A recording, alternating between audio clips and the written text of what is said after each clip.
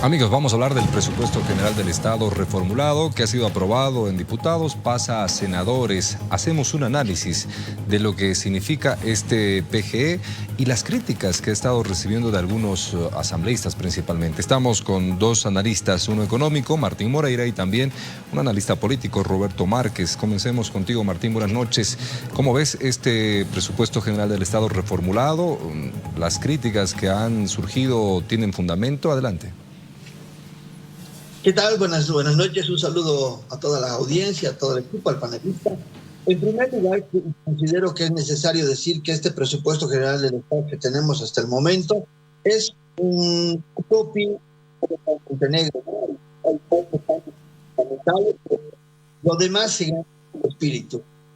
Esto fue calculado en base a lo que se había hecho anteriormente, entonces podemos decir que lo que ha dejado Montenegro estaba bien. Vamos a hablar de 3 o 4 puntos que son muy importantes. El primero que ha reformulado es el cálculo que hace Espinosa sobre el precio del petróleo. El precio del petróleo lo maneja con $64.5 el barril. Algo que a mí me parece ilógico porque ya teníamos la guerra encima cuando se lo reformuló supuestamente en febrero, pero se lo ha mantenido ese precio. Ese precio no es el real. Esto te puede causar deformidades en el tema de inversión pública o en el tema de inversión en mantener una subvención. Eso es un problema ya estructural del presupuesto general del Estado. Después hay una disminución significativa a lo que es el presupuesto en temas públicos, salud, educación, infraestructura, que lleva a 4.800 millones de bolivianos. Y esto va a generar una menor inversión del Estado para la generación de empleos y para la generación de obras que necesita el país en cuanto a infraestructura o inversiones en salud, educación y otros estamentos que tiene que cuidar el Estado.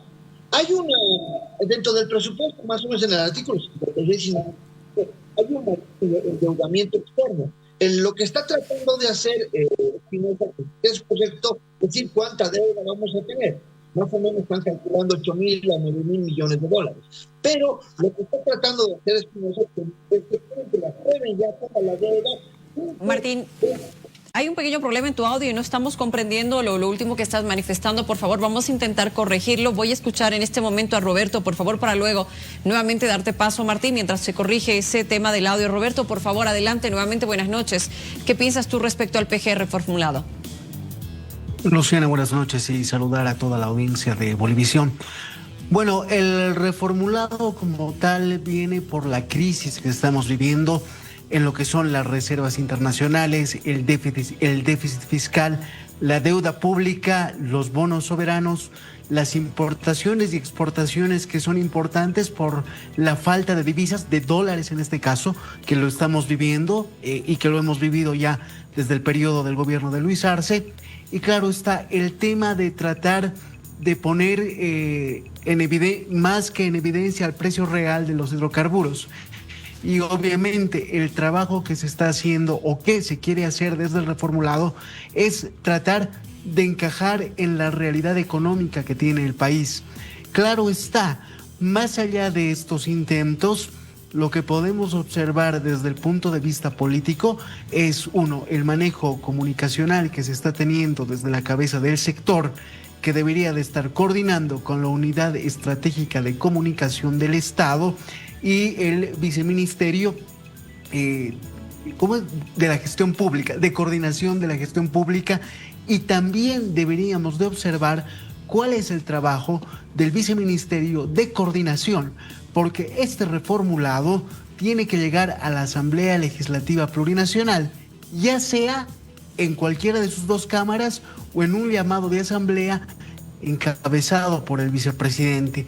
Y ahí está el reto de lo que se va a hacer con este reformulado como tal y que esperemos pueda ser exitoso.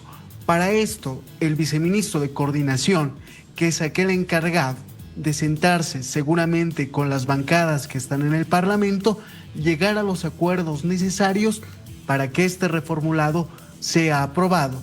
Y también cómo lo van a dar a conocer desde el Ministerio de Economía este reformulado, no solamente a la población, sino también al resto de los parlamentarios que posiblemente lo desconocen, independientemente de que el reformulado haya llegado a las comisiones correspondientes. Martín, volvemos contigo. Hablabas de un aspecto muy importante que tiene que ver con el precio del barril del petróleo, que habrían algunas observaciones, y ahí voy a aumentar también ingresos por haber levantado la subvención a los hidrocarburos, que también son varios miles de millones de bolivianos, ¿no? En primer lugar, cuando tú ves que calculan mal el precio del petróleo porque era necesario sacar un precio real, y creo que en el reformulado tenían la oportunidad de hacerlo, estamos hablando de una media por lo menos de $80, al calcular 64.5, el Estado está asumiendo que el petróleo va a durar este precio todo el año, pero hemos visto que se ha ido disparando, y cuando ha quitado la subvención ya tampoco le ha cuadrado, porque una vez que quitas la subvención, le subes a 6.80 la gasolina y luego este precio te dispara el doble, entonces ya no tienes presupuesto. Prácticamente el presupuesto de general del Estado que tenías dispuesto para todo el año se te lo ha ido gastando en estos 6 meses o 6 meses de gobierno. Entonces ahí hay ya una variación que te puede provocar, que lo que decía el otro panelista, un déficit fiscal. Entonces realmente este presupuesto no está solucionando un problema estructural económico, que tendría que ser el déficit fiscal, con la crítica que se ha hecho al anterior gobierno. Entonces estamos entrando en un mismo círculo donde realmente no hay una reestructuración, porque para que haya una reestructuración real no tienes que quitar 4.800 millones de bolivianos del presupuesto que iba a ir a infraestructura, salud y educación. Lo que tendrías que hacer es reestructurar el aparato productivo y buscar eficientemente que el déficit vaya cayendo. ¿Y cómo puedes hacer esto? Mostrando una realidad. Ahora, cuando tú buscas créditos, que quieres que te aprueben una bola de créditos de una, eso tampoco funciona, porque recordemos que los créditos se aprueban por ley. ¿Por qué por ley? Porque tienen que entrar uno por uno para saber para qué, con qué tipo de condiciones y con qué intereses. Lo que están tratando de hacer en el artículo 56 es que te aprueben todo y ya no estos créditos ya no entran a la Asamblea Plurinacional, sino ya están aprobados directamente con este presupuesto, con la ley financiera, y de una vez ya se puedan obtener. Y ahí está uno de los créditos que ha sido observado por los movimientos sociales, que es el del Fondo Monetario Internacional, que vendría directamente a aliviar. No entraría como una inversión, sino entraría a TGN, que entraría como gasto, y eso es algo que nos tendría que llamar la atención. Por eso la Asamblea debería ver condiciones, tipos de interés y para qué se necesita ese dinero.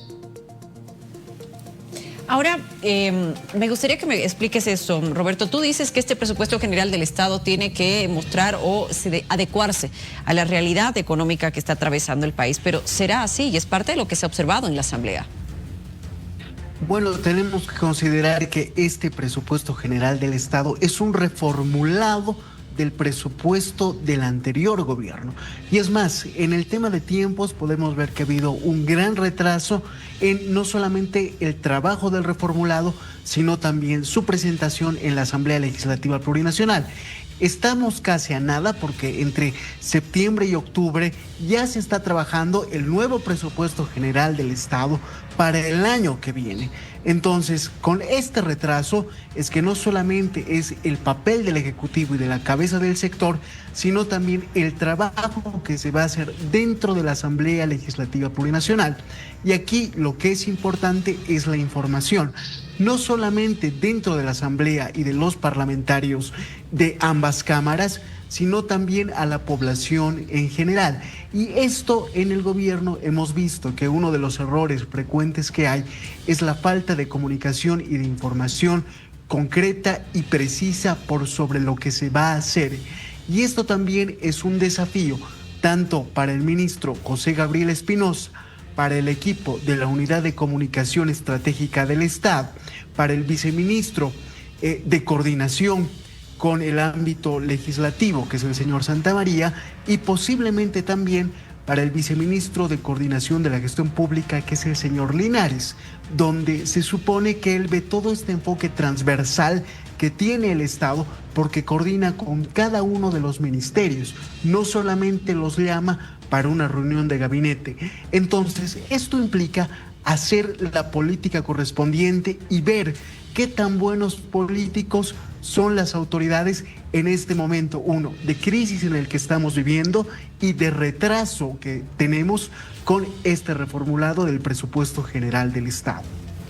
Martín, por lo que nos estabas indicando, tendríamos que entender de una manera sencilla, para que toda la población que nos escucha lo entienda. Tendríamos que entender que no llegaríamos a fin de año con las metas más importantes económicamente hablando cumplidas. Claro que sí, claro que sí. Por eso el Estado abre la puerta de la devaluación del boliviano, porque con esta devaluación entran los intermediarios mayoristas. Como el Estado ya no tiene plata para importar diésel y gasolina, los intermediarios mayoristas van a ocupar el puesto de comercialización del Estado y van a aliviar esa carga por lo menos hasta diciembre. Y una vez en diciembre el Estado se desliga de la comercialización y de la comercialización a través de YPFB, y ahí entran directamente intermediarios y mayoristas. Lo que vemos en este presupuesto reformulado, lo que estamos observando es el fruto de la ineficiencia, porque primero se lo hace en febrero, después en marzo se presenta una página web con buscador, luego pasa a junio y estamos en julio, recién se está tratando, donde la mayoría de estos señores que ganan mucho dinero en la Asamblea Plurinacional ni siquiera lo han revisado. Entonces hay un problema ahí estructural político, incluso de los recursos humanos que han trabajado el reformulado, porque tú cuando lees el reformulado de pe a pa y empiezas a analizar punto por punto, te das cuenta que se ha mantenido el espíritu que ha dejado el anterior gobierno, pero hay cambios sustanciales, y los cambios sustanciales vienen por más deuda, vienen por menor inversión pública, vienen por errores como la cotización del petróleo y vienen por errores de la búsqueda de otro tipo de soluciones al tema fiscal como la venta de empresas públicas, pero sin hablar del espíritu de cómo se las va a hacer. Y aquí hay un punto importante que nos tiene que llamar la atención. Cuando hablas del artículo 56 de deuda, parece que estuvieras abriendo un boquete, una carta, un cheque en blanco al ministro de Economía para que se pueda sacar todos los créditos posibles en este último semestre, y estos créditos no tengan la obligatoriedad de pasar por la Asamblea Plurinacional. Y vemos todos los ministros y viceministros que se nos ha nombrado el panelista, vemos que ninguno ha cumplido una función para que esto sea, o haya una explicación real de lo económico y político y social que debe ser una ley financiera para proyectar una economía reestructurada en los 5 años. Este presupuesto era tan importante porque te ayudaba a proyectar tu economía y tus ajustes estructurales en 5 años, algo que no está pasando, y eso nos tendría que llamar la atención. Solo ves deuda, menor inversión pública y vas a tener un déficit. ¿Por qué? Porque tus números no cuadran, porque has calculado mal el precio del petróleo y vas a tener un déficit y nuevamente números rojos. Esperemos no una inflación alta por la devaluación que estamos viviendo y la nueva en la forma de comercializar carburantes, que ya va a ser una cotidianidad una vez se apruebe la reglamentación, y el alza de la luz, que es 5% mensual, que antes era semestral 3%. Son temas estructurales que se están cambiando sin fijarse en el presupuesto, lo están haciendo a ciegas, a tientas, y eso es peligroso. Bueno, a tiempo de agradecerles, Martín, Roberto, muchas gracias por estar con nosotros. Voy a leer la pregunta que teníamos en redes para ver cómo ha participado la gente mientras ustedes nos estaban explicando. ¿Considera que el PGE reformulado responde a las necesidades reales de la población? Con el like, la respuesta sí, tenemos un 66.67%. Con el emoji de tristeza solo parcialmente, un 13.33%, y con el emoji de enojo para el no, 18.65%. Que se acaba de actualizar además, ¿no? Se está actualizando ahora 68, 12 y 23. Bueno. Martín, Roberto, muchísimas gracias. Ha sido un gusto. Muchas gracias, Luciana, un saludo a todos, y considero que esta es una decisión crucial. Espero que la Asamblea Plurinacional y los asambleístas se tomen el tiempo de leerlos.